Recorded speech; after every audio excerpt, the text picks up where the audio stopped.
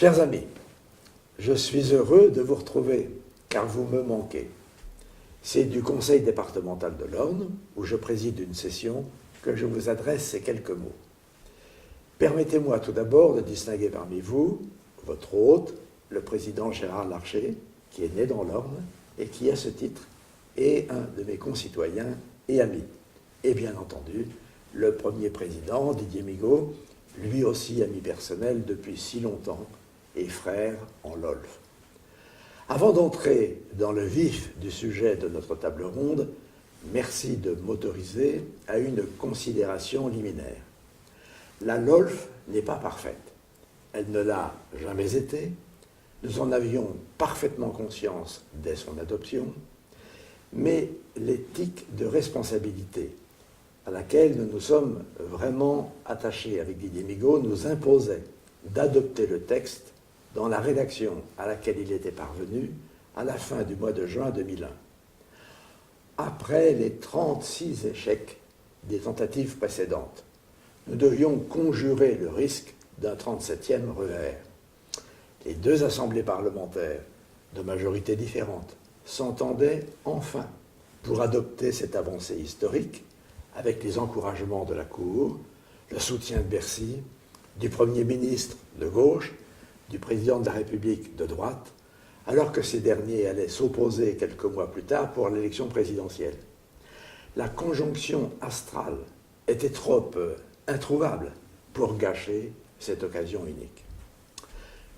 Ne pensez-vous pas d'ailleurs qu'au moment où la France peine tant à se résoudre aux réformes, cette grande alliance des bonnes volontés, dépassant les intérêts partisans immédiats, si près d'une élection, constitue un puissant réconfort et sans doute d'ailleurs un encouragement permanent à oser.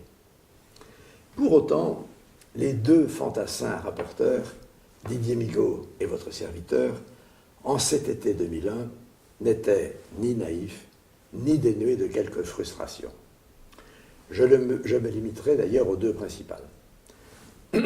La première frustration concerne précisément la comptabilité générale et le risque clairement identifié dès cette époque de sa sous-utilisation. Notre longue expérience de la vie publique, notre observation attentive des comportements, nous avait enseigné que rien n'est plus difficile que modifier les habitudes, surtout quand elles sont anciennes et mauvaises. Que les hommes, à la vérité, ne sont pas faits pour les lois, et qu'il faut donc que les lois soient faites pour les hommes. Au-delà, je reste convaincu que la principale raison de la sous-utilisation de la comptabilité générale est que son caractère principal n'a pas été clairement affirmé dans la LOLF. Pourtant, nous étions convaincus que c'était la comptabilité générale qui servait le mieux notre objectif de rendre les Français mieux informés et plus conscients de la réalité de la situation financière de leur pays. La comptabilité en droit constaté, mieux que la comptabilité budgétaire, délivre à la nation, comme au Parlement, une information beaucoup plus large sur la situation financière et surtout patrimoniale du pays. Elle remplit mieux les devoirs de l'État et respecte mieux aussi l'esprit des articles 14 et 15 de la Déclaration des droits de l'homme. Cependant, son instauration par la LOLF, même en deuxième rang, a constitué un indéniable progrès. Elle a permis de produire une information beaucoup plus complète que la comptabilité d'épicier dont nous disposions auparavant. Mais force est de constater qu'elle n'est toujours pas aujourd'hui une comptabilité décisionnelle. Corrélativement à l'affirmation du caractère principal de la comptabilité générale, le caractère auxiliaire de la comptabilité budgétaire aurait dû être explicitement précisé, ce qui aurait rempli tout autant la fonction budgétaire qui est la sienne, s'agissant notamment de l'autorisation parlementaire, de son contrôle et des principes qui régissent les relations des pouvoirs entre le Parlement, le gouvernement et ses administrations. Le Sénat souhaitait articuler ces deux comptabilités dans cet ordre, comptabilité générale au premier rang et comptabilité budgétaire comme auxiliaire. Nous souhaitions sauter le pas en adoptant le budget en droit constaté. Cette orientation s'inscrivait d'évidence dans le nouvel environnement financier dans lequel nous étions entrés, avec l'adhésion à l'euro, avec l'adoption concomitante d'un cadre budgétaire pluriannuel, assorti d'engagements européens formels au moyen d'un programme de stabilité lui-même pluriannuel. C'est l'avis défavorable du Conseil d'État, au motif, je le cite, que la vocation d'une comptabilité patrimoniale n'est pas de servir de cadre à un choix de politique économique et financière qui nous a handicapés. Les bras m'en tombent encore. Nous n'avons pas osé passer outre, à tort selon moi, mais nous ne voulions pas accumuler trop de risques d'inconstitutionnalité. Un regard rétrospectif permet d'analyser, avec le recul et la sérénité souhaitable, les effets regrettables d'un tel choix. Bon, mais ne pleurons pas non plus sur le lait renversé. Aujourd'hui, préparons-nous à poser ces principes dans une loi revisitée, avec la bénédiction cette fois-ci du Conseil d'État, car c'est la nouvelle étape naturelle qui doit être franchie dans l'évolution de la LOLF. Les Français, nos voisins européens de la zone euro, la représentation nationale, doivent disposer d'une information infiniment plus riche et plus fiable sur la soutenabilité des finances de nos administrations publiques. À mon sens, ce n'est plus comme en 2001, une simple recommandation. C'est devenu une obligation constitutionnelle, notamment depuis la révision de 2008.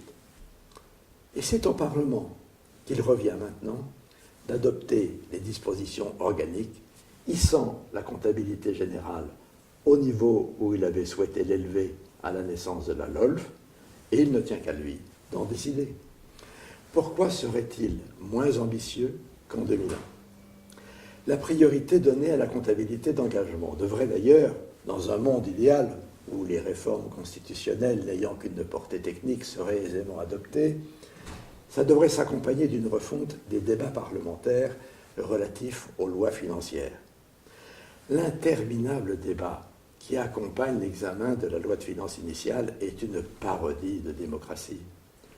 Chers amis parlementaires, vous savez l'affection irréversible qui m'attache à vous. Mais franchement, comment pouvez-vous encore passer des nuits à discuter d'affectations très éventuelles de poussière budgétaire, alors que des masses entières restent des énigmes pour vous?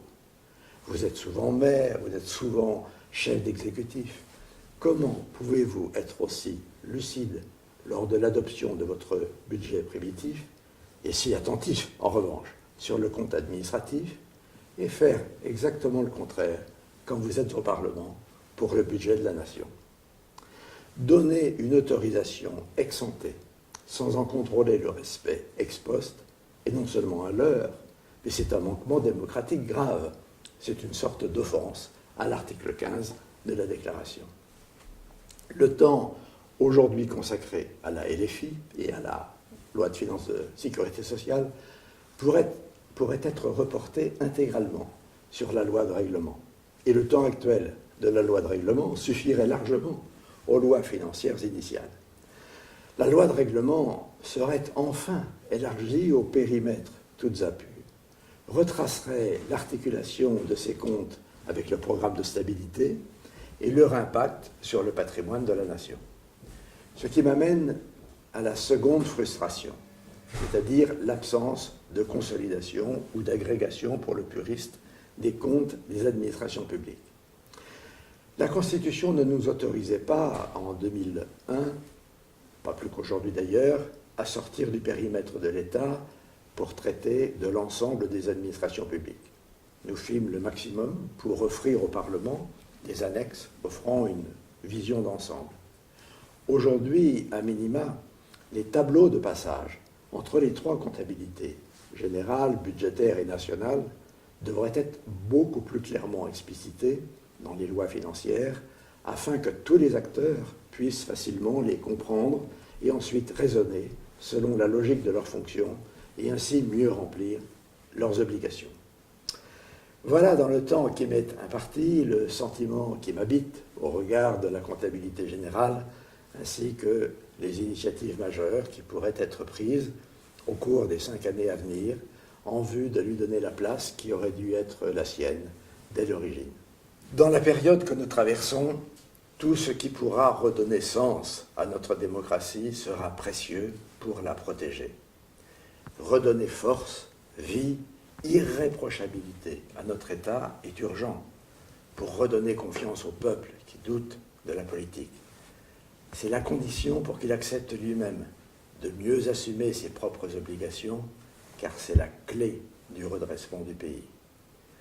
Vous savez, le 28 juin 2001, au moment de l'explication du vote solennel, je concluais ainsi: le temps viendra d'apporter à cette loi les retouches nécessaires, car c'est une réforme fondamentale pour l'avenir de notre pays.